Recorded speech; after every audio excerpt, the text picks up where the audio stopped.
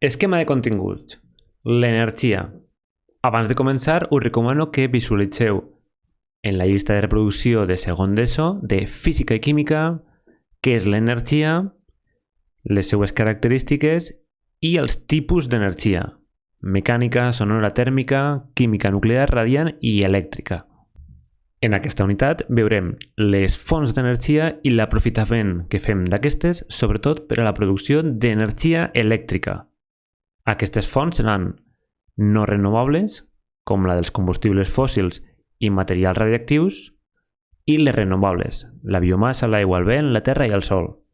Per últim, veurem el transport i la distribució de l'energia elèctrica, la producció d'aquesta al territori espanyol i al territori català, i alguns consells d'estalvi energètic i sostenibilitat de la Generalitat de Catalunya.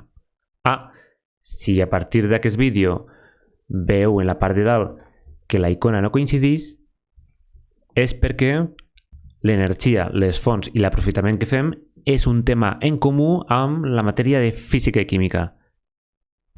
I la llista de reproducció s'ha gravat amb la icona de física i química, però el contingut és el mateix. Som-hi!